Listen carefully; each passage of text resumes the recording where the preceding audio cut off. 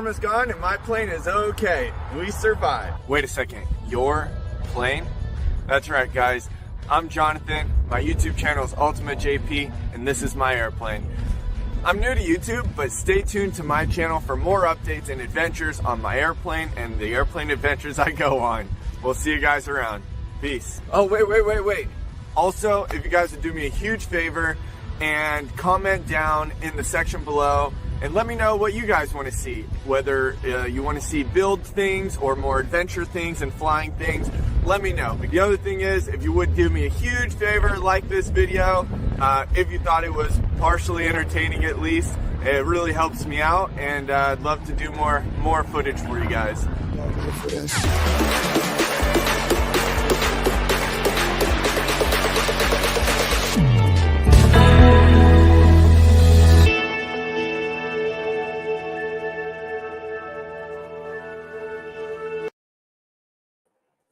Happy Wednesday, everybody. Hey, happy Wednesday. Hi. Hump day. Hump day. All right. So how is, let's see, I'll start at the top. How is G? Well, G is doing great, making progress on all fronts. And I guess the biggest news I have is something that we all have to share. I don't know if you want to share. Do you want to share that now? Are we ready? Should we? So. Yep. Here you go. Go ahead, G. All right. Okay. So, everyone, Louise, Jane, and I are the newest members of the board of directors of Aurora PPG.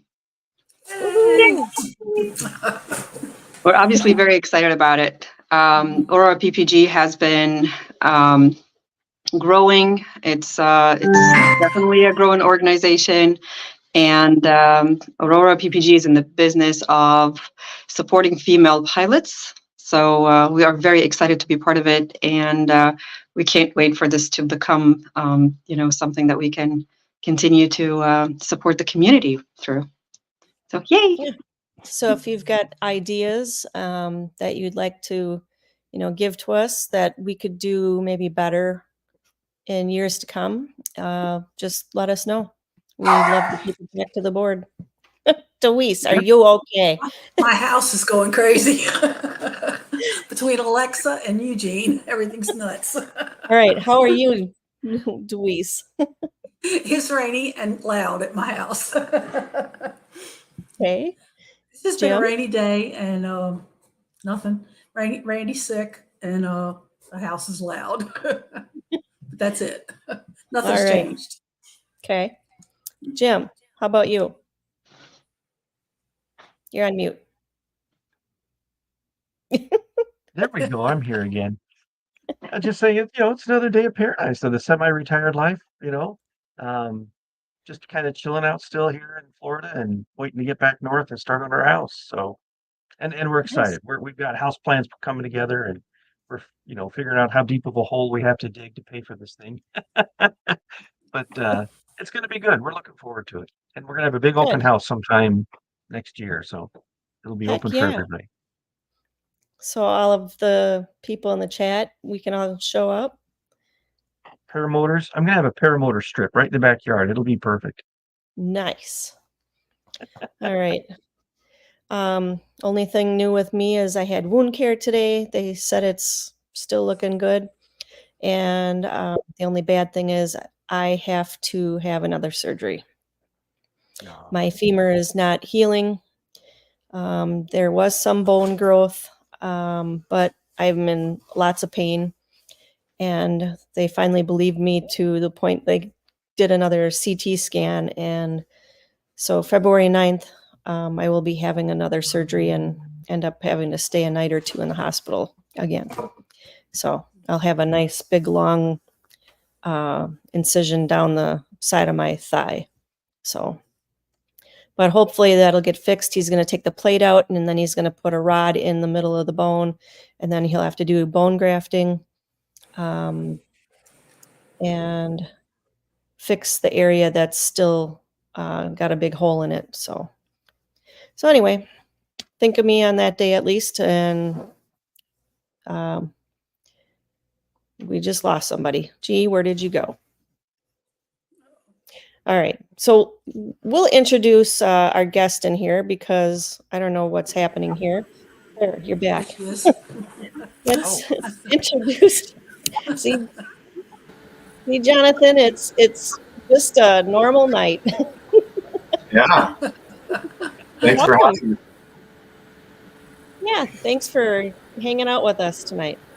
So, You guys seem like a fun bunch already. oh boy. All right. So I got a question. You fly airplane. How old were you when you started flying or getting the interest in flying?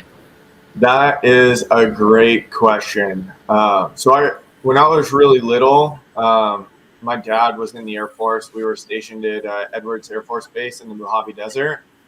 He wasn't a pilot or anything, but he worked transit alert crash recovery. And so I used to go out there and watch the space shuttles land when they were still landing those out at Edwards. When I was like a really little kid before they got really strict about that stuff. So I've been kind of around airplanes my entire life, and I've always had an interest in it. But I didn't actually get my pilot's license until like 3 years ago, actually.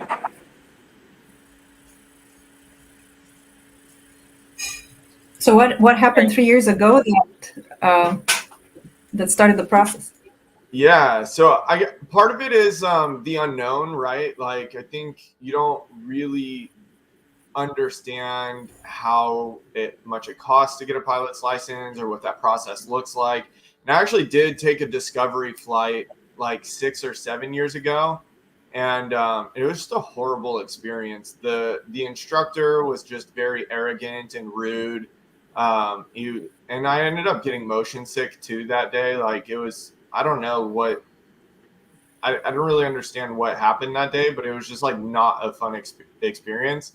So I didn't go back. And then it's funny because several years later, when I did finally start my pilot's training, I told the person about it, and they knew like exactly who it was that took me up and where it was. They're like, "Oh, you went to this school, and this is the guy." And I'm like, "Dude, how did you know?" It was crazy.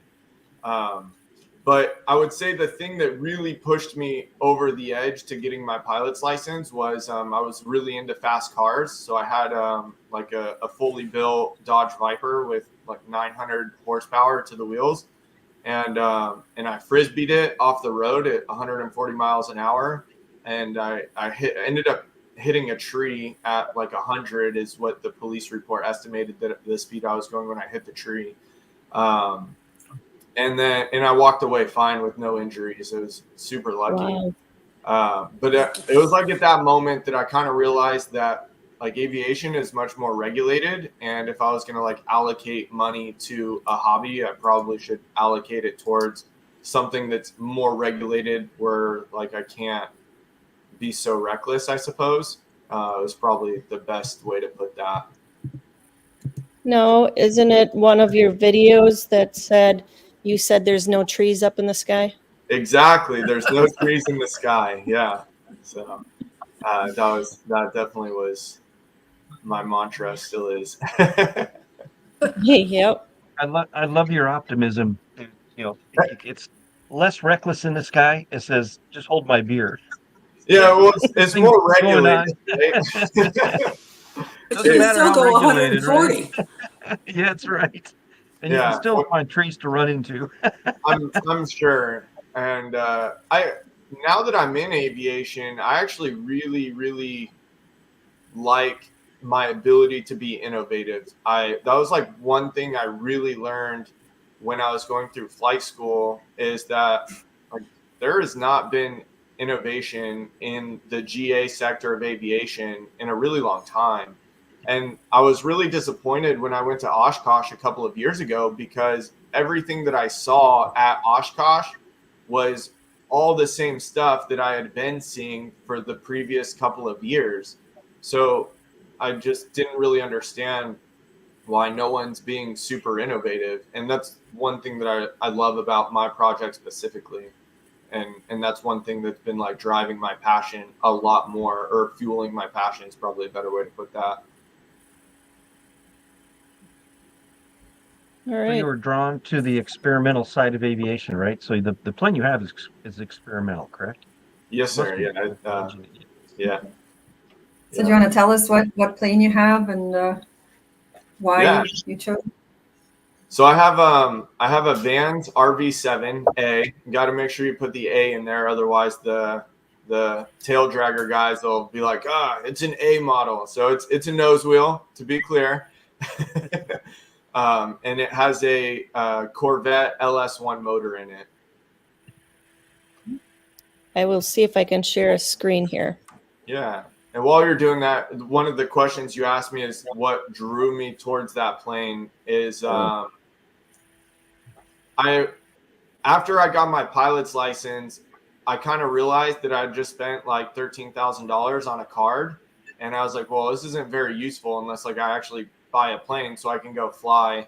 And the idea of like renting a plane or joining a timeshare didn't really appeal to me. So I kind of put out the feelers to my local network, and I'm like, hey guys, I'm looking to buy a plane. Like I want something cool. And I already knew I wanted an experimental for a lot of different reasons. Cost, they're a lot cheaper.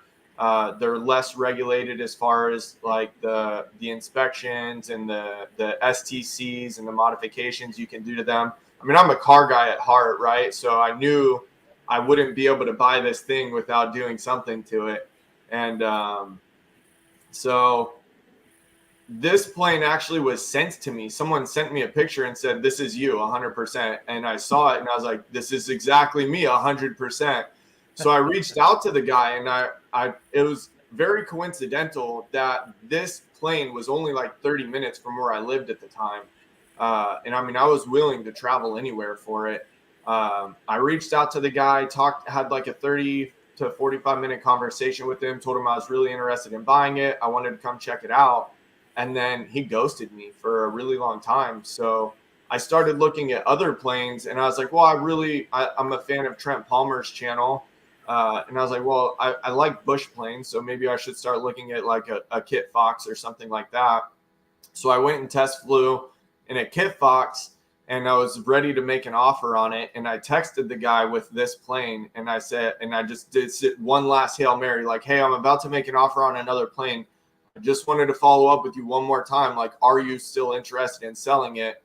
And then like he ended up reaching back out to me, and we ended up getting the transaction done after that. So it was pretty cool. It's kind of a unique story as well.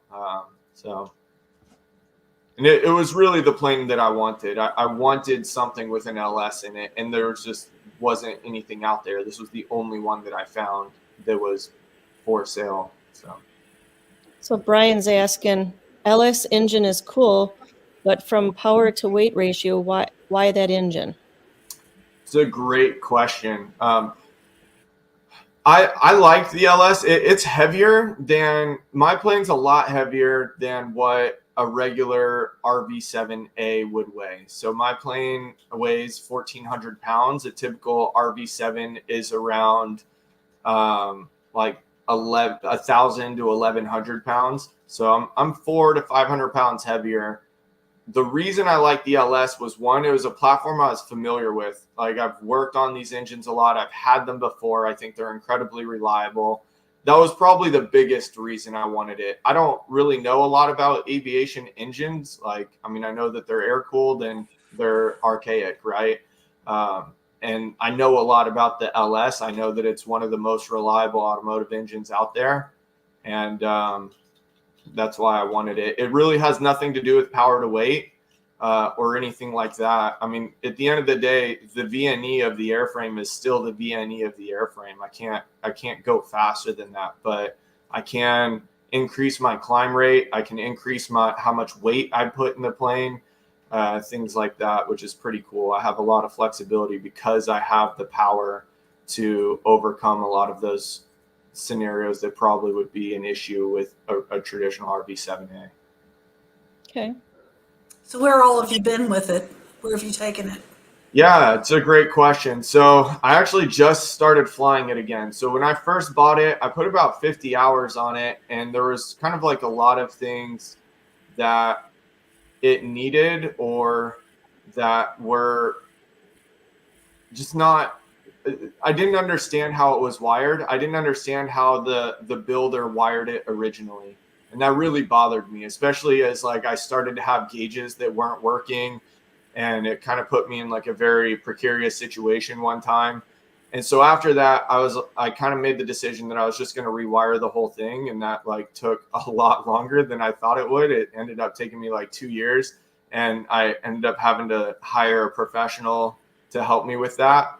But through that process, so I was originally out in California. I brought the plane to Las Vegas, and I had it displayed at the LS Fest West in Las Vegas, which is it's a festival, exactly what it sounds like. It's a big, giant car meet, and every single vehicle there is LS powered.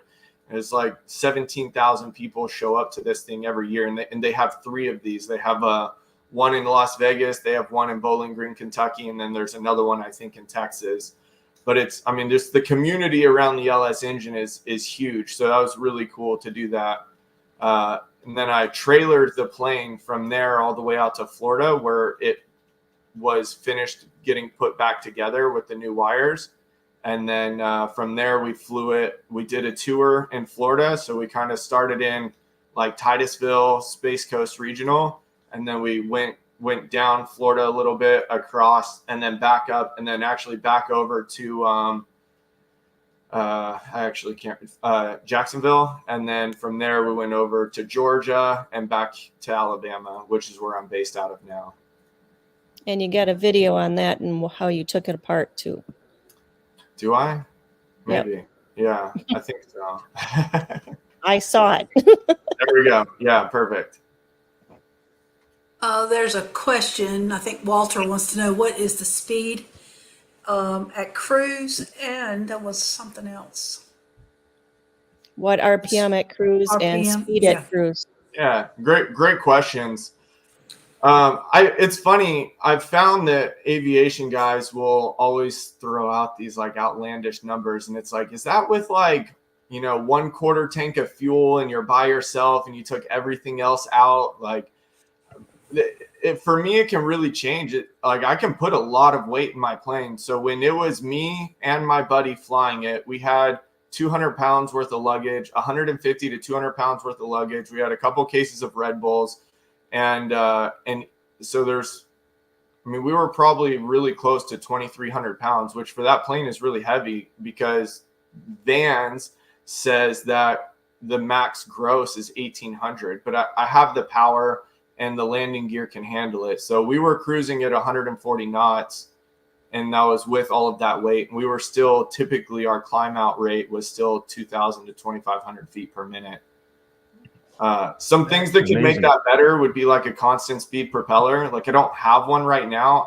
When I bought the plane, it had an MT electric constant speed propeller on it, but that thing was like 50 pounds. So I took it off. But I don't have a really good propeller on there now. And that's kind of actually part of my journey, is understanding like what a better propeller could do for it.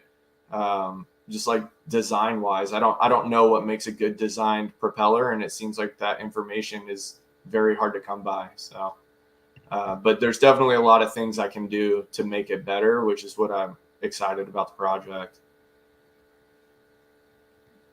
Kind of, you guys experience that a lot with paramotors too, where you get the opportunity to test out different propellers and different pitches and all sorts of stuff, right? Yep. G? Yeah, go ahead. Do you want to read this one? Sure. So Bonnie wants to know how much you can carry. Like weight wise, or I'm not sure I understand the question. Yes. You addressed the weight already. So yeah, I guess you can cover that again. Yeah, sorry. Yeah. So some things I'm probably gonna change on the plane is how far back I can put weight. So if you're not familiar with an RV7 has like this little luggage compartment area behind the seats, right? Kind of, I don't know, it's about the size of like the trunk on like a small car or something, right? Like I don't know exactly the best way to describe that. You can fit a suitcase-ish back there, right? But then you can stack it kind of high.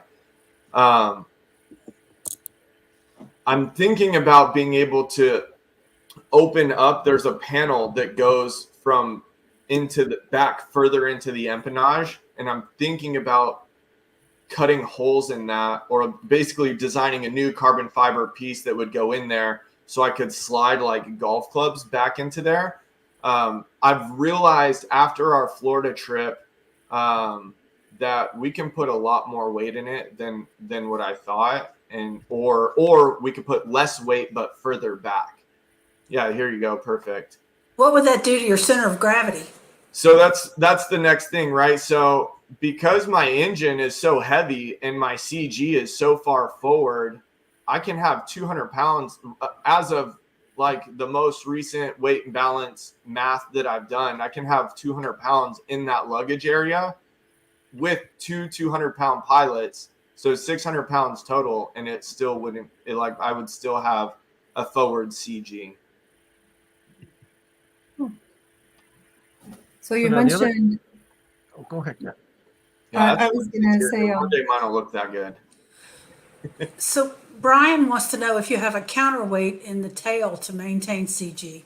That's a great question. That's a question I get a lot as well. There is. They're in the very back underneath. If you're familiar with RV7s, there's like a 10-pound lead weight back there.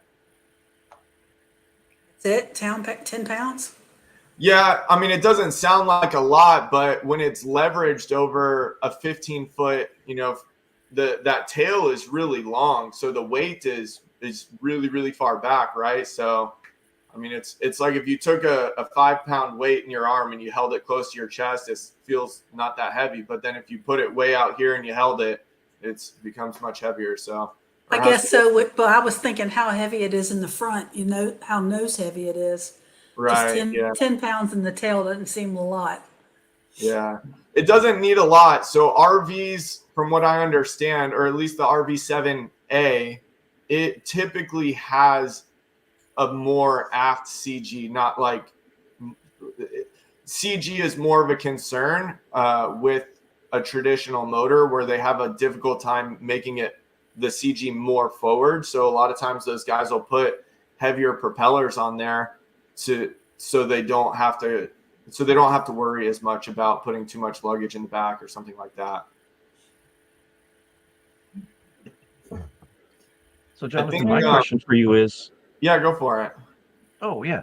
So, as you add weight, you're going to change your performance, right? So your turn performance, your stall performance, right? Yeah, 100%. So the RV said you had a max gross of 1,800. Now you're pushing it up to 2,200 and maybe more. What's your experience been in terms of changing performance? You've still got a hot engine, but you haven't changed the basic layout of the airplane. So things could get dicey as you get more and more weight. As far as what? Well, your turn performance, right? It's the stall performance that starts to become impacted because that extra weight, right? That changes how the airplane's going to perform. Yeah. Stall performance is a big one. I never fly it slow enough to really test that, I suppose. Yeah, I think that's probably the biggest one. I try to never fly so slow that I'm worried about stall. I'm also very fortunate that I have the torque at the propeller to really pull me through a lot of stuff that would typically be an issue. So what's your landing speed like? Great question. So I'm typically touching down, or at least trying to touch down, around 80 knots. And then, so on takeoff, I usually rotate 70, 75 knots. And What'd you say your cruise speed was? Around 140 knots, but that was fully weighted. When I went by myself and I had a full tank of fuel and I didn't have any luggage, I was going 184 knots true airspeed, which is 211 miles an hour. And that was really not even pushing it either. And that climb rate, you're like a rocket. Yeah, if I had a constant speed propeller, I'm very confident in my ability to probably hit 4,000 feet per minute climb rate on that. Just wow, that's great. It sounds wild, like it really does, but it has a lot of torque. Like I did the math the other day, and the torque at the propeller is a lot more, like I think 150 foot-pounds more than what a traditional airplane engine would have. And I also have the luxury of being able to, if I had a constant speed propeller, I have the luxury of being able to kind of manipulate how much stress I put on the engine based off of how much pitch I put on the propeller too. So when I climb out right now, I'm only climbing out at 3,700 RPMs, but I mean, realistically, I could pump that up to 4,500 if I reduce the pitch on the propeller a little bit, and then it would go a lot more. Wow. So there is a comment in the chat bringing up the CG envelope, center of gravity envelope. Yeah, I'm trying to pull up my. I don't know much about that. So could you start with Yeah. like explaining what that is and then how it affects performance and? Yeah. So okay. So there's a pre-published information on CG, and so also to give some backstory, the guy that built my plane originally, his name was Chris Opperman. He passed away after he built my plane. He was trying to develop, again, this is back in 2003, so like, you know, 2 decades ago, right? Really when the LS kind of first started becoming a popular engine, and it was he started to develop or was trying to develop a firewall forward kit for RV10s. He started with the 7, and he took this plane around and showcased it, took people flying in it, and then shortly thereafter, he ended up passing away in the middle of his RV10 build. So he never really got to finish that. So using his published CG numbers, which I think are very similar to what Vans has published, right? I built out all my CG scenarios that I'm going to be within. And even with 200 pounds in my luggage compartment and 2 200-pound pilots, I still am well within, like really in a good margin on that CG. I should have shared it with you so you could show it up on the screen, but yeah, I mean, we it's all mathed out on the CG chart when we do our weight and balance every year when we do the annual or anytime we change the weight on it. Brian's asking how many gallons per hour at cruise and any idea of, I don't know what this is, TBO. Yeah, that's a really good question. Both of those are really good question. Here, I'm going to try to send this to you real quick. I don't know if you'll be able to share it. TBO is your time between overhaul. So Okay. like 4-stroke engine, typically you can fly for 1,000 hours before it needs an overhaul. Yeah. 2 strokes, right? At least 500 hours, maybe, right? Something like that. Okay. Yeah. So I mean, I would like to overhaul it probably around 1,000 hours. I am very, very confident that it could go several times more than that. But just for my own like peace of mind and for like the sake of science and experimental aviation, I think around 1,000 hours is probably when I'm going to try to tear it apart. Also because technology now is so much better than it was in 2003, even though it doesn't seem like it was that long ago. The amount of support and parts for this engine specifically are so much more, which is another reason I really like it, because I can increase the power of the engine while still maintaining a lot of reliability and not changing the weight of the engine at all, which is pretty cool, I think. And then gallons per hour do you burn when you're cruising?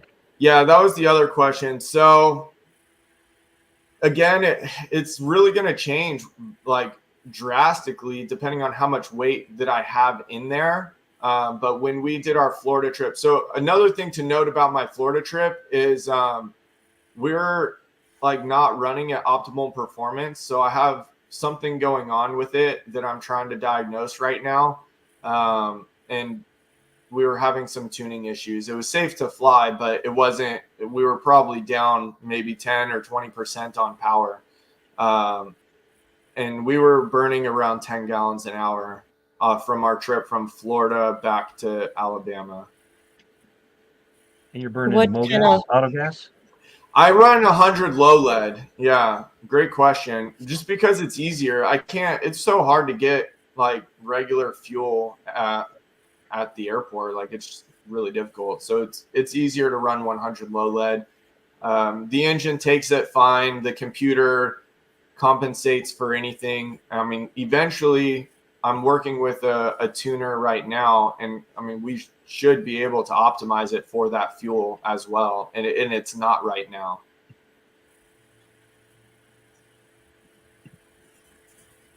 all right.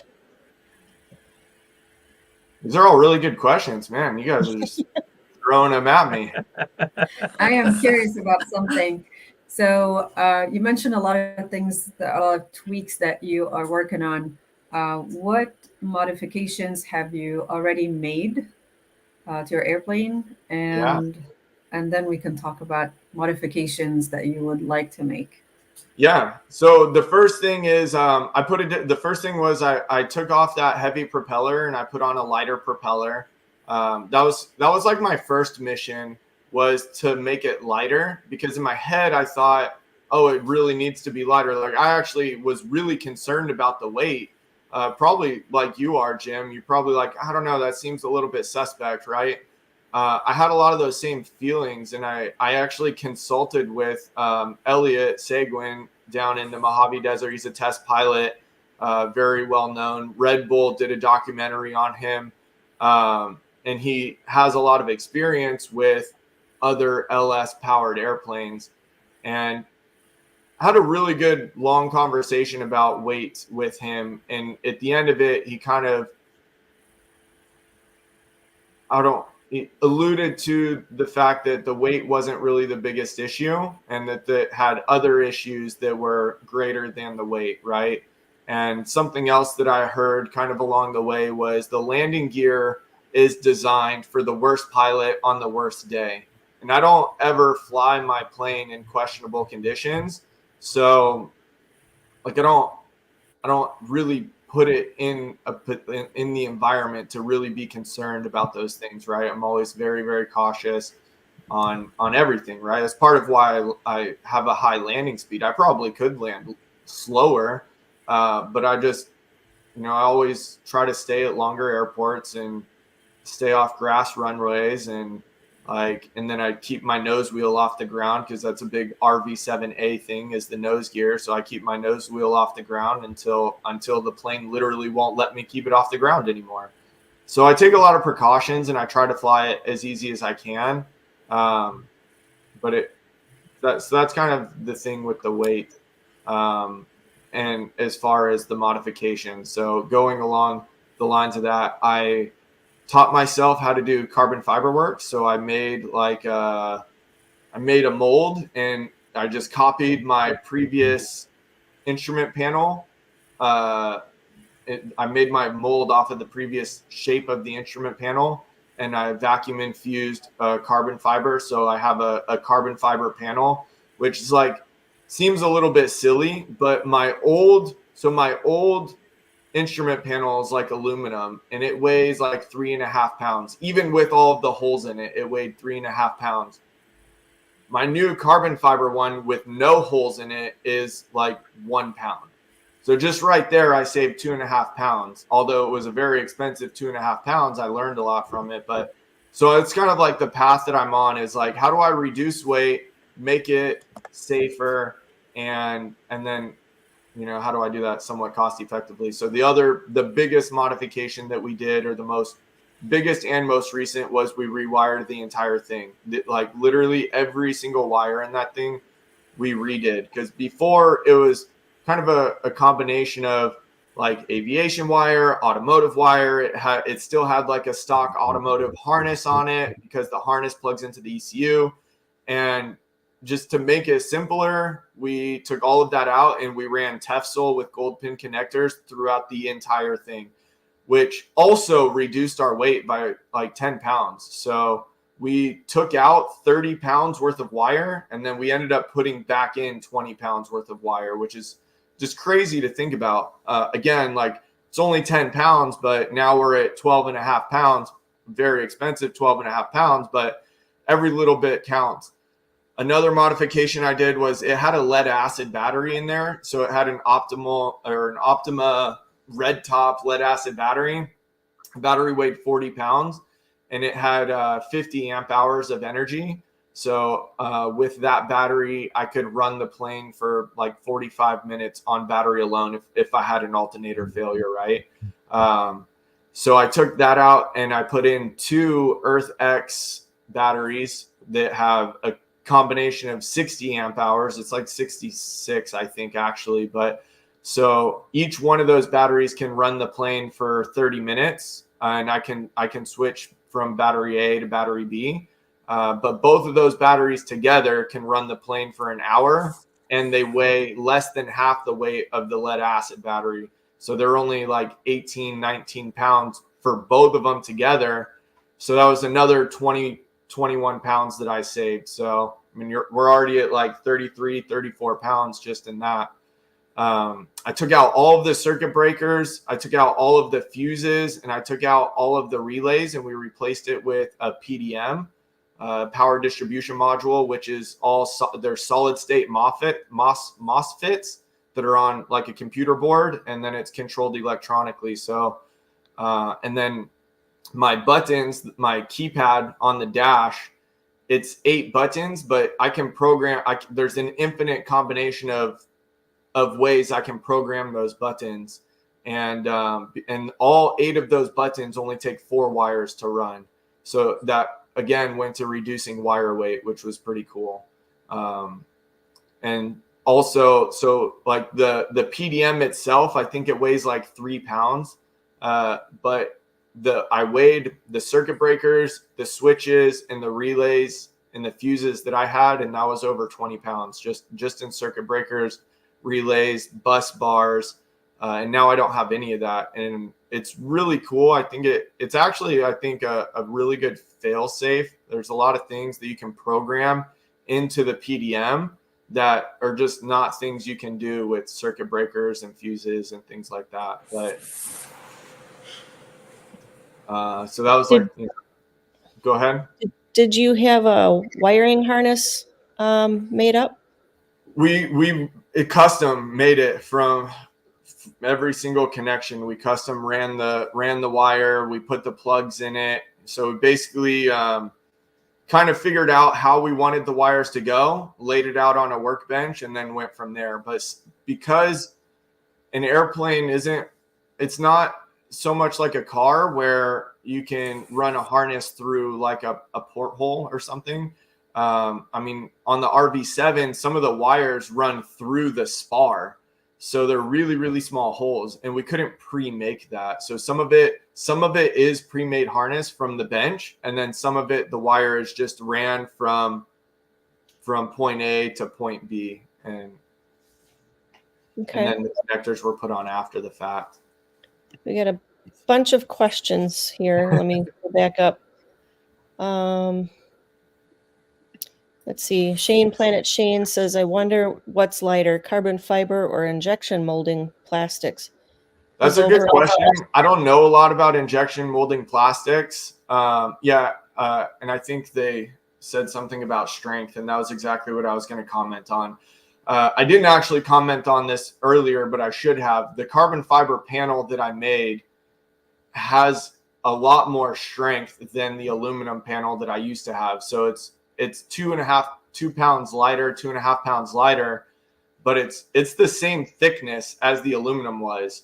And carbon fiber, it didn't need to be. It could have been like a fraction of the thickness, right? But I didn't know how to do that math at the time to understand what the strengths on it were, the compression strengths and the tensile strengths on that. And I just figured, I know carbon fiber is stronger than aluminum, and if I make it the same thickness, then it'll definitely be at least as strong. As far as injection molding plastics, I don't know the strength of that. And then I also don't understand, or I don't have the knowledge of what heat does to the strength of that, which would also be the concern, because sometimes it can get fairly hot in the cockpit, or even if you're not flying and you have it parked out on the ramp, and if like there's times where we were in Florida and it would get like 130 degrees inside of the cockpit if it was parked outside and I didn't have the cover on it. I mean, the canopy is, it's greenhouse, right? Like it's just a big bubble canopy, so it holds the heat in there a lot. Yeah. Gee, you asked this question.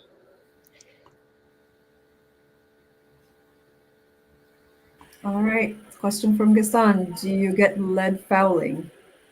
So I don't know what you mean by that. If that's like an injector question or if that's like a spark question. I don't have, the only issue that the lead causes for me is my O2 sensors. So I go through O2 sensors fairly quickly. I change them out every 50 hours just to make sure that my O2 sensors are good. But the lead will eat those things alive. Also, because my exhaust is really short and there's not a lot of protection for the O2 sensors from the elements. So, Jim? Sure. Yeah. Brian wants to know what kind of fuel injection, kind of EFI you got.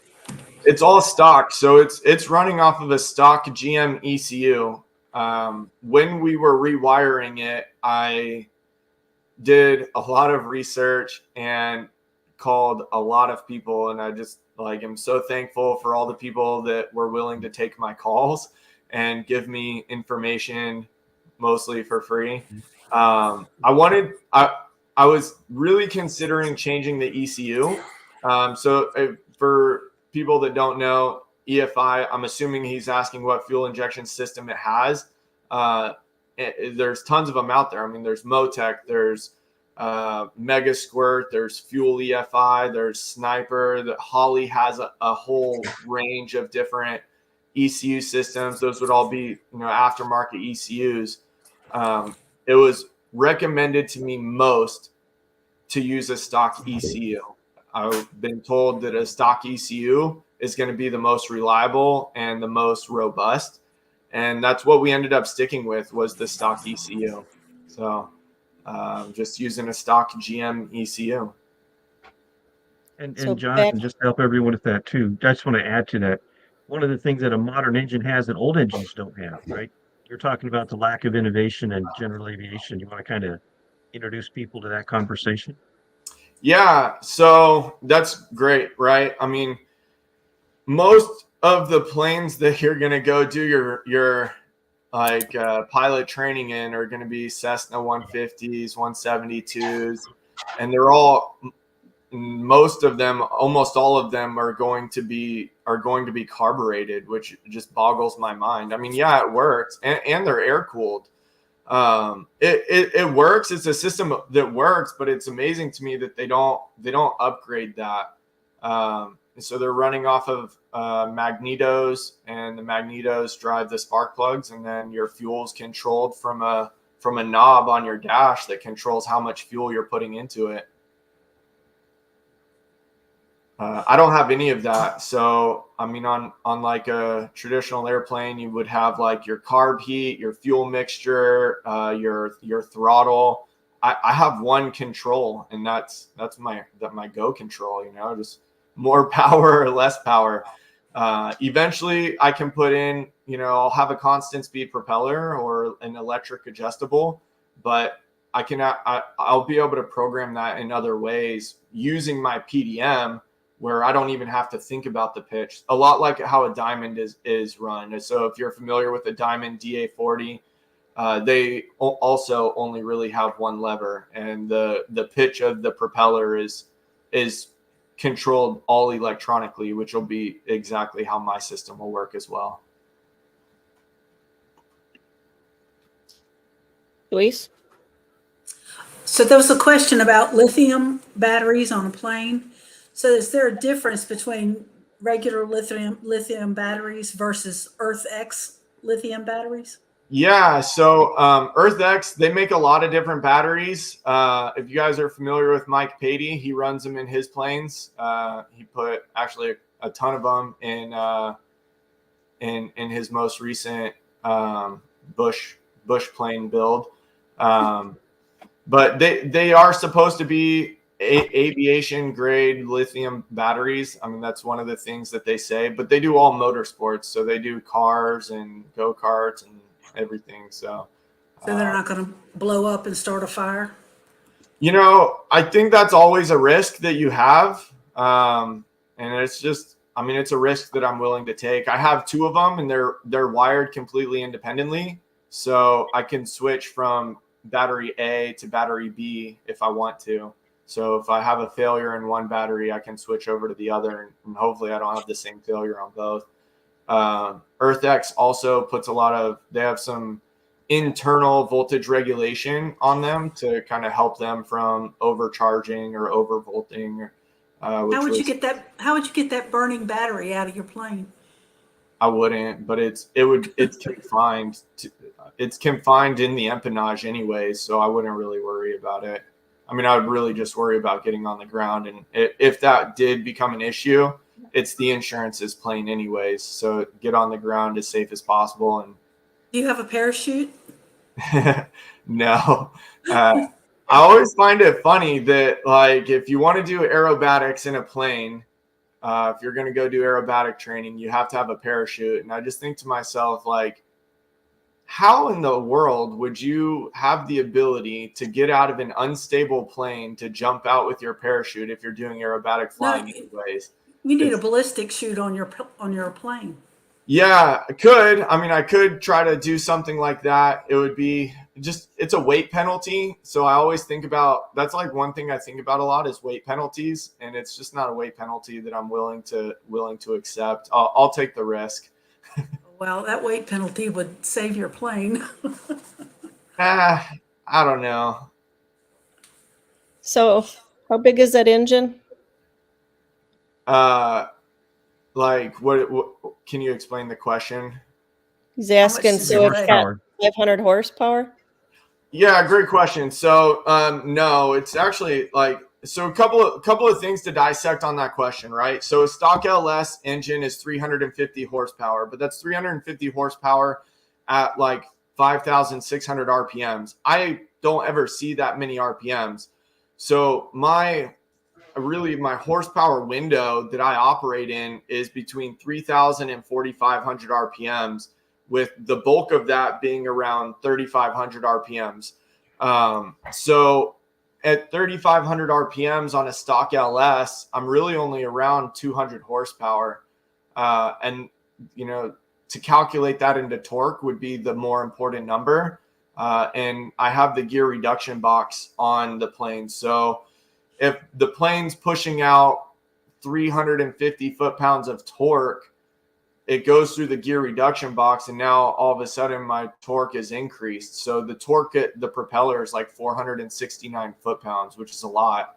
But as far as the actual size of the engine, it's 5.7 liters, 350 cubic inches, which is another thing I like about the engine is you can make it reliably a lot bigger than that. I mean, they come from factory even bigger than that. You can get them at 454 cubic inches from the factory, and they run those in like trucks all the time. So for hundreds of thousands of miles, which is pretty cool, I think.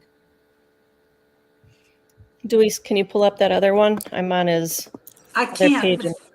I can't pull anything up. God, am I? Okay. Shane's asking, does the plane not generate its own voltage, so it doesn't really need battery once started, aside as being capacitor? Yeah, great question. No, it has an alternator, just like your car would run. It operates and it's wired almost the same way. The only difference is I can isolate all three of my power sources. So I can run the plane only on the alternator, and I have like switches that would disconnect that. And then or I could run it all off battery A, and the alternator power just is wasted. It goes to nothing. Or I could run it on battery B, and again, the alternator power would be wasted and battery A would be standby. Or I can run it on battery A and battery B with no alternator, or I can run it on alternator and battery A. So I really wanted to try to figure out if I had a failure in one of those items, I wanted to be able to still fly the plane to a convenient landing spot. Got a whole bunch of questions in here. Getting Keep them coming. I'm trying to, at the same time, trying to find a video to let them hear what it sounds like. I'm gonna read the next question, Jade. Sure. while we're- Go for it. Thanks. So Travis is asking, so the engine is in the plane backwards, transmission end to the front? Yeah, exactly correct. Very good observation. So the PSRU, the propeller speed reduction unit, is mounted to exactly where you would mount the transmission. I still have like a flywheel on the crank of the engine that connects to like a flex plate type of I don't really know what you would call it, but the gearbox has its own thing as well, and then that's on bushings to help absorb some of the shock to the gears in the gearbox, and then the gearbox does magic, and then all of a sudden I get power at the propeller. So good observation. Gaston wants to know what the overhaul cost is approximately. For me, probably 3 times more than what it should be, because I'll modify the heck out of the engine. That's for sure. So I mean, it's a stock engine right now. It probably doesn't really cost a whole lot. It would be probably cheaper to just put a new engine in there. I mean, you can buy a brand new engine from like a crate engine for like 5,000 to 7,000, depending on what you want. I mean, obviously, you can buy crate engines that are far more expensive than that. But I mean, even on like the really high expensive side, you're only looking at 50 grand, and that would be for a fully built like drag racing engine or a drifting engine or something like that with all forged internals. When I do finally overhaul mine, I don't know if I'm going to stay with the same engine, or if I'll probably start building a new engine before this one is even ready for overhaul. Because I think an LS3 is just a better platform to start with. It's more displacement from factory. And then I'll change the heads on it. I'll put a forged crank in there, forged internals, all like the good stuff that'll be better than stock, but still will be reliable. I don't need more power, so I'm not trying to do anything crazy. It's not like I'm building a race engine out here, which you'd have to worry about reliability a lot, or you'd have to worry about, how reliable or how long is that race engine going to last. But I would like to build a stout engine that will run forever, which, I mean, LS already do. I mean, there's tons of LS engines out there with over 200,000 miles on them, and the only maintenance they ever had to do were spark plugs and a fuel pump. Well, speaking of, what tier is the engine? You already talked about horsepower and fuel, but what tier is the engine that you have right now? Yeah, it's a great question. So I found out recently, because I didn't really know. I mean, I know the plane was built in 2003, so I assumed it was a 2002 or earlier engine, but they only started making that engine in 1997.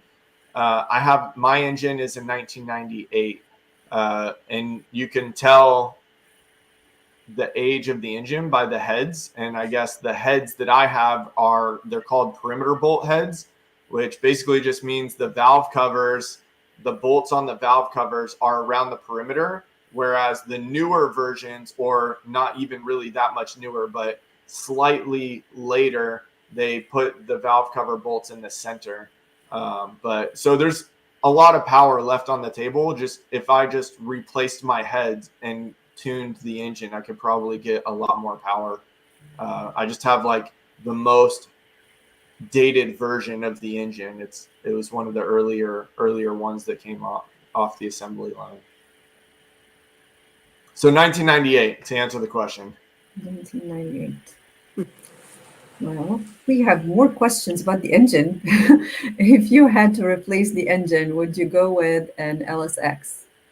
Probably either that, or I'm really drawn to the LS3s because I think they're still like they're more cost efficient, or an LSX is more cost prohibitive, so it's like a lot more expensive for an LSX. But yeah, so I'd probably go with an LS3. It's no engine nomenclatures. I know probably a lot of people won't really understand the gibberish that we're speaking, but hopefully that answers your question. Well, you can try to explain it if there's so many of them. I don't even know them all. I mean, at the very core, there's LS1, LS2, LS3, and then there's LS7, LS9. I don't even know what else there is. And some of those have superchargers. Some of them have titanium internals. They're just different engines and different years. The LS1 was kind of the first one that came out. LS1 specifically means that it's an aluminum block and aluminum heads. They made the exact same engine with an iron block and aluminum heads. They made a ton of different versions of those, and there's 4.8 liters, 5.3 liters, 5.7 liters. There's 6 liters, 6.2 liters, 7.3 liters. There's a whole wide range of the different displacements of the engines that came from factory, but the outside of the engine is the exact same on all of them. The only difference is the bore, the stroke, and things like that. So there was a question about the iron block. This one didn't have the iron block. I have an aluminum block. An iron block is substantially heavier, and it just would be. I wouldn't want to even. I mean, the plane probably could run it. Like it's got enough power, but I wouldn't want to add unnecessary weight. We used to have the old F4 fighter, right? You probably saw those when you were a kid. That's living proof that given enough thrust, even a brick will fly. An F4U Corsair or no F4 Jet? Oh, okay. Yeah, from Vietnam. Yeah. You put a big enough engine on it, anything will fly. Yeah. Yeah, there's the question. We have a question, I guess, about the size of the airplane itself. So RV7 bigger than RV6? It's a great question, and to be honest, I can't fully answer that. Most of the plane is the exact same. Like, I think from what I understand, the real only difference is the size of your vertical stabilizer and your rudder. They ended up making the rudders bigger and the vertical stabilizer bigger because they didn't have enough like rudder authority in the RV6s, I guess. But from what I understand, that's the only difference. But Jim might know if you want to correct me on that.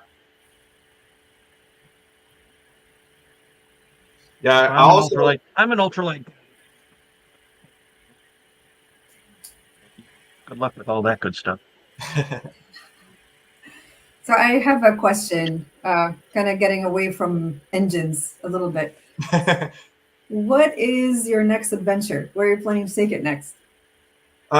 So also a really great question. There's a lot of different options. So one thing, I guess one of my dreams is I want to fly it to the Wright-Patterson Air Force Museum.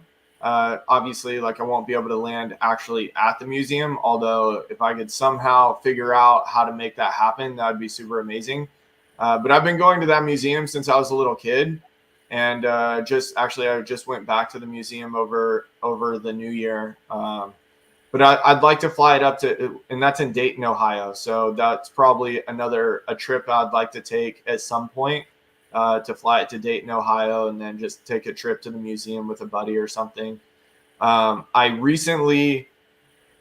was a guy with an RV6 that has the V6 version of my engine, so which doesn't get enough love, and I think would be a really good competitor for this like automotive engine conversion. So there's the LS1, which is a V8.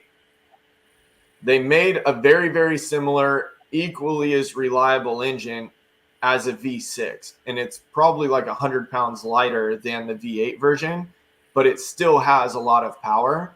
So there's a guy in Georgia that has an RV6 with that engine. So I think that's probably going to be one of the more sooner trips because he's pretty close. But it'd be really sweet to have both of our planes together, both Chevy engine airplanes. I think that's really cool. Yeah, that's probably the next adventure. I think I have a lot of them kind of like piling up of people that I want to visit and do videos with, but I gotta really commit to like a full tour, kind of like what I did with Florida, where I met with 5 or 6 different people along the route and then flew home. So That does sound like a really fun trip. Have you, how long have you owned it? yeah, so I've owned the plane for 3 years, I think. Okay. So have you taken it to Oshkosh or any other big No, events? not yet, unfortunately. So I want to, and I was going to, and then I decided to redo the wiring on it, and then that project took like 2 years longer than I thought it would. So,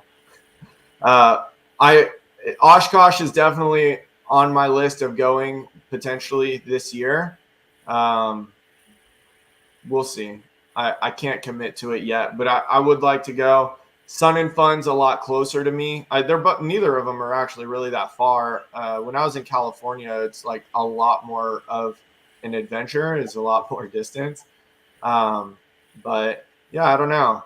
I'd love to go out to Oshkosh. I think it'd be a lot of fun to take my plane out there. Been wanting to do a lot of things are close when you're going 180 miles an hour. Yeah. Well, if you do end up at Sun and Fun, come find us in the ultralight section. Oh, definitely. Yeah. Yeah. It's, yeah, I will for sure. I was trying to find one of your videos that I watched the other night. Was with Cletus, I think. Oh, yeah. And you were revving the engine up, but I couldn't find that one. So, Are you looking for that on YouTube or? YouTube and Instagram. So, Oh yeah, I can send you the YouTube link. It's yeah, I'll send it to you real quick. I found. Well, where did I find it? Good Lord. I'm gonna stop. Yeah, those guys were really cool. They liked the project. It was a lot of fun going out meeting them. Oh, here. This is a different one where you fly by the neighbors.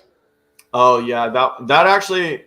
So you can play it, but I have no idea where that video came from. I actually found it on the internet, and I was like, I'm pretty sure it's my plane. So I posted it. That video got a lot of hate. People were not like it. All right, I hope you can hear it. Here we go. I trolled you guys just a little bit, posting that video up about my airplane without even starting it up. So here's a high-speed flyby coming at you. But before I show you guys the clip, the video quality is not good. Just a fair warning, but the audio, oh yeah, it's on point.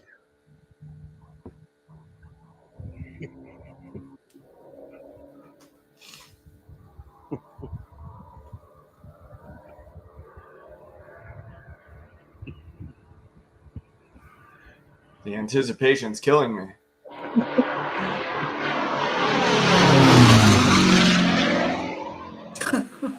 I definitely.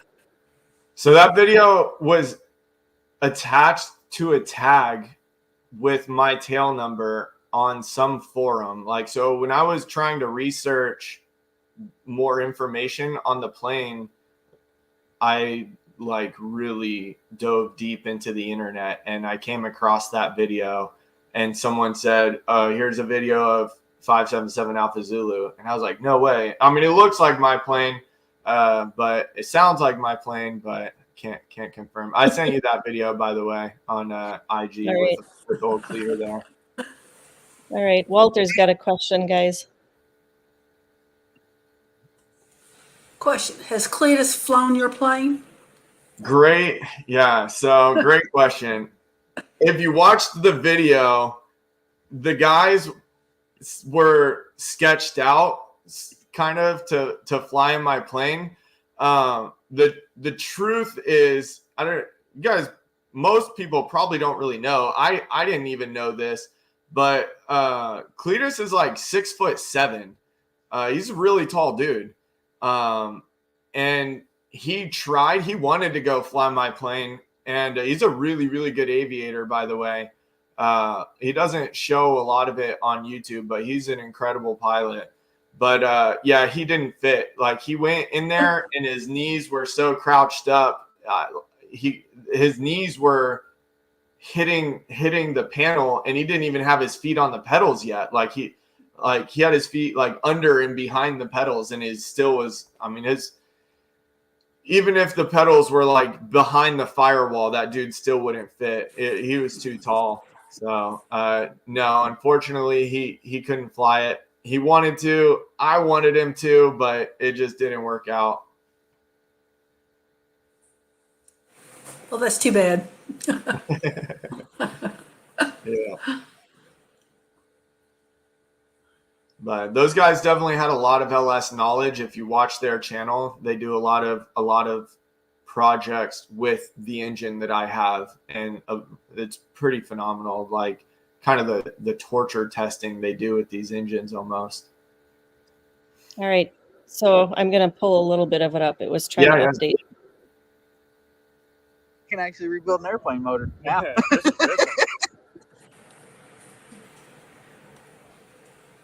Oh, come on. What you got going on? Dude, it has four.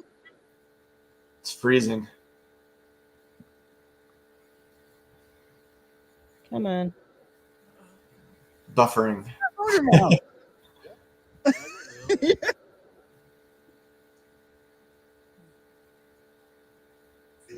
Yeah, they're factory Corvette. Oh.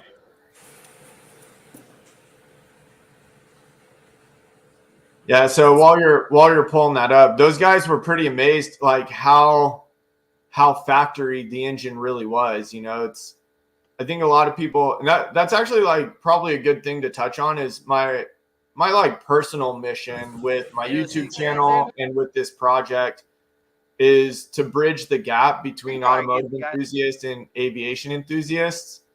And I think it was just crazy to see, because those guys, like, I mean, even though they're around aviation, the thought of an automotive engine in an airplane was just so crazy to them. And they were amazed to see like how factory it really was. I mean, down to like, you know, factory engine mounts, right? So the same, the engine mounts you would buy from GM for your Corvette are the exact same engine mounts that are used on this plane, which is kind of cool for maintenance purposes. All right, I gotta.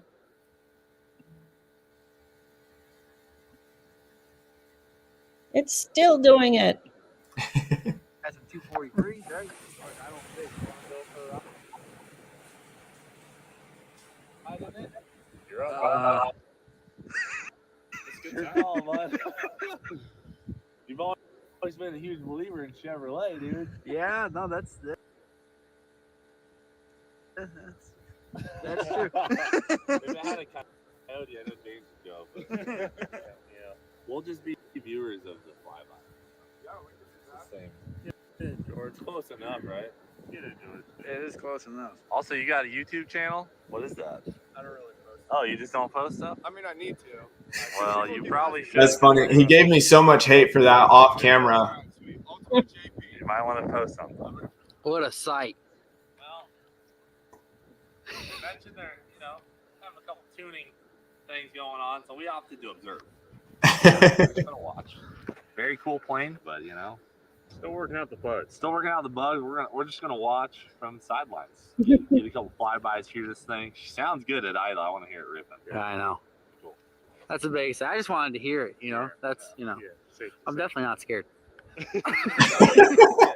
don't fit, but George fits, and he's just like, No, my belly hits the stick. more So of a camera guy. fire in the hole, dude. What a unit. So if you want to pause it for a second, so I can explain something here. Maybe it'll also let it buffer for a second.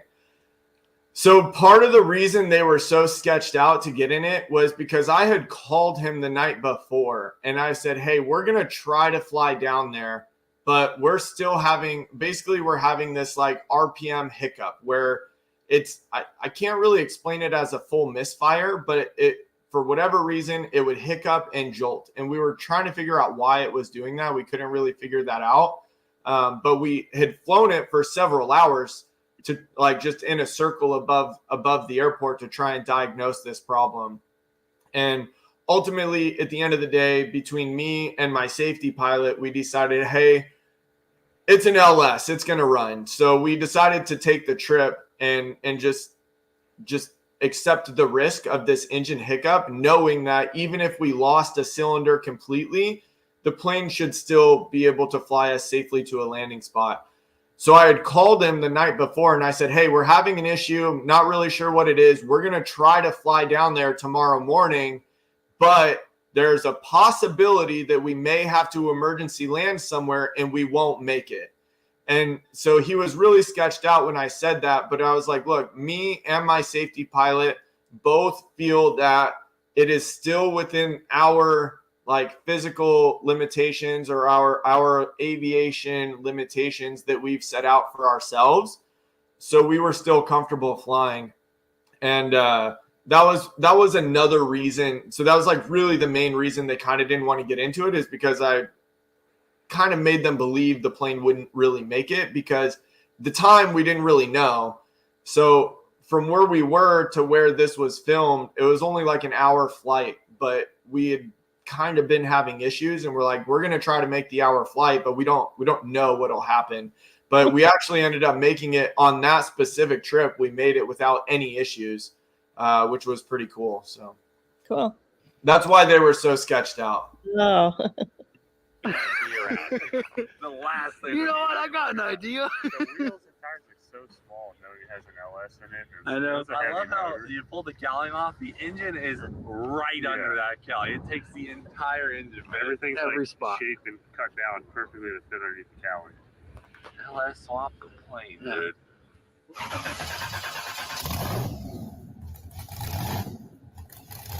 I mean, easy to get parts for. You break down, you just go to your nearest junk store. Dude, he had a Duralast box in the back seat.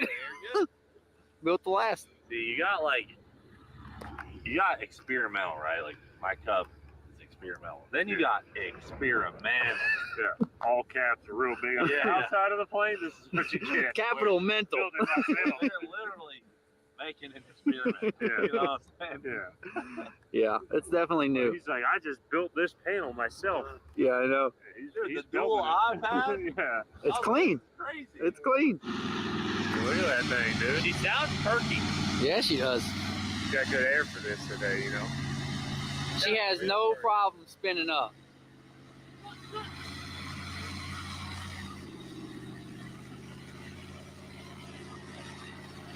Wow, dude.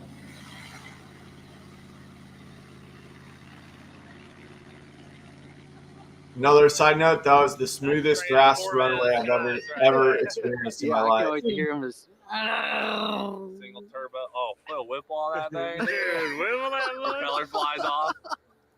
Go forward or backwards trying to take off. Here we go, dude. Come on, man. Let's hear that Hit the thing last sing. pedal. Oh, he's ripping, dude. Yeah. It's got LS in it, Zach. Really? Yeah. Dude, Dude, he's it's just screaming. Oh, here he goes. Listen to it. Oh! Are you kidding me? The Corvette in the sky. Dude, that sounds. It's literally a Corvette. Dude, it sounds like a dang open-header truck driving by, dude. Like, I didn't know if you'd be able to tell the difference totally from just any other plane. Dude, listen to it. Yeah, I mean, it sounds like a car driving down It the sounds road. like, yeah, if you had like an interstate near you and there's like a pickup truck with exhaust. Well, George had his exhaust off his truck. Yeah. This is interesting. Yeah, it is. It's gonna sound good. I know that. Oh, he's ripping it, dude. Dude, Oh!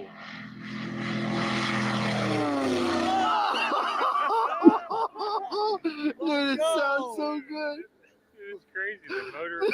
LS plane. Sounds like a Corvette just drove by. It sounds so good. Sounds like a Corvette just went ripping by you on the If you weren't looking at it, Good times. Yeah.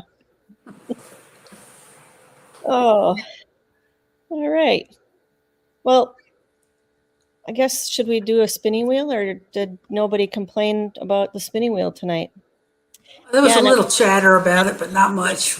Oh, Ooh, one thing that sounds I was going to say when you said smooth and you're in Alabama, go to Americus, Georgia, and it's a private strip where they have a fly-in for paramotors. It's the fly-in's called Bad Apples, and it's in, I believe, June.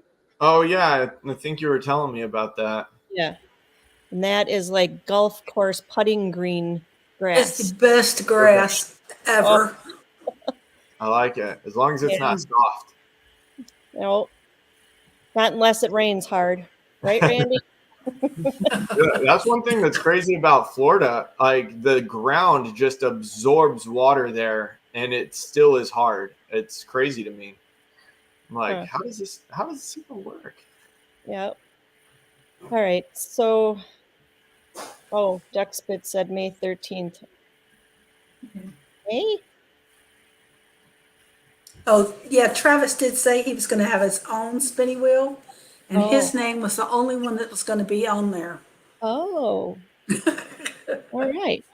Okay, Travis. All right, here we go.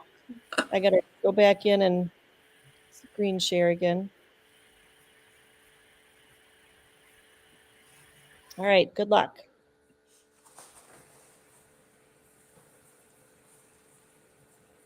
You guys can see it, right? Nope, No? nope. All right. Hang on.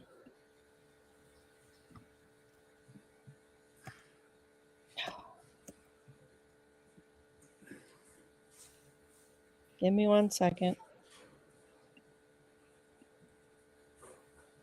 I didn't think I hit it. Sorry, guys. Share. There Ready? we go.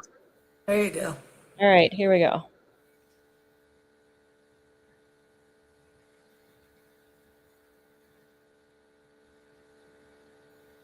Walter! Walter! Congrats, Walter. All right, I'll see what I can send you, dude. He lives in Australia, so rigged, Travis. Yes, it's a rig, Travis. Whatever you send to Australia, it has to be upside down. Just remember that. Yeah, You won, Walter. good job. All right, so you can check Jonathan out. He said spin again. I'll send you something, Walter. Oh, she's going to send you something, Walter. Yeah. So anyway, you can check him out on Instagram and on YouTube. So he's got some pretty cool videos out there. You've been a great guest, Jonathan. Yes. You guys have been great hosts. I'm having a good time. you guys are logging off. I'm like, I'm ready to go for another hour. You're going to have to come back and see us again. Yeah. Oh, one more. You're seeing your girlfriend didn't want to come on here. Oh, I got to figure out which one it is. Nah, never mind. It'll take me too long to figure out where it's at. About the one about the boyfriend that has a plane. And I know now exactly how she feels because it's like my husband spends all his time out at the hangar now too. Oh, that's funny. Yeah, Yeah. that's really funny. That's so Yep. true too. He said, I can put a TV out there for you. I said, what good is that? Through a tin can. He's like, well, then you'd maybe come out there. And I thought he was putting the TV out there for himself. I said, what, are you going to take your bed out there too? He's like, can I? Giving him ideas. No, Right? my girlfriend's great. As long as there's heat provided, she'll go anywhere with me. Yep. Ours is heated, so. She just wants a heater. Oh, all right. Thank you, guys. I'm going to say just really quick. Linda Anderson's in here. Bonnie, Walter, Justin, Brian. Let's see who else. Travis DuPont, Castone. Who else? John Sherman. We had Bill H in here. My thing isn't updating quick enough here. John Wayne, I believe, was in here. And Scuba, Kramer, Shane Planet Shane. He had to leave. So Extreme Pete showed up. Duck Spit. So if I didn't, my computer screen's not updating quick enough here. But thank you all for joining us again tonight. Hang on one second. I can tell you if we have any guests next week. Give me 1 second. Again, because you're always waiting for me here. We have a father and daughter guest next week. Gata has found them. She knows them personally. Gary and Kaylee Biz. Yes. So they fly paramotors. So Very excited to have them over on the show. yeah, back to the paramotor guest next week. So, Where are they from? Are they from Florida? I believe so, yes. I met them in the Okeechobee Sunnyland fly-in, the last one. So yeah, I believe they are in the Florida area. But we'll know for sure next week. Right. All right. Awesome. Well, we lost Jade. Yeah. That's a nice magic trick. She'll be back in a second. That just knocked There me out. she's back. Holy crap. That one scared me. I thought I hit the end and. So I got a quick question, if it's okay. Sure. Your femur, did you break that in your paramotor accident? Yeah. Wow. That's like the most difficult bone in your body to break, isn't it? Oh, I did a number on a lot of parts. Wow. My left foot was broke, and I still have broken bones in that. And I try to walk with a walking boot now, and having pain in my right leg. They finally, like I said, did the CT scan. I had 3 broken ribs, a punctured lung, a lacerated liver, lacerated kidney, a brain bleed, and a punched out left hip, broken hip, Wow. dislocated and broken hip. So, Oh, I'm glad you're here with us. That's crazy. yeah. She was pretty bad. That's a lot of. But she's much better now. She's I'm still got getting there. few things, but she's so much better. Yeah. Faster, better, stronger. You can run 60 miles an hour, right? And That's right. Yeah. She's bionic. that's it. Yeah. And in Wisconsin, the metal gets cold. Yeah, I didn't think about that, but that's probably definitely true. Oh, I was going to say also that if we want to talk to Jonathan in the after show, he's willing to, I think, stick around, right? Oh yeah, I'm down. Yeah, let's go. Just remember to use Google Chrome to log in, or Foxfire or Firefox, whatever it's called. And come on in for a little bit. And yeah, Wonder Woman. So, but anyway, yep. Thank you, Bill H. and Walter. Bonnie, I'll make it through. I got to make it through. Got to see you in Michigan and with Linda in spring. So, all right. I got to find my little video here. And we'll see you all next week. And Jonathan, you're welcome back anytime. Thank Just you. stay around, okay? Good night, guys.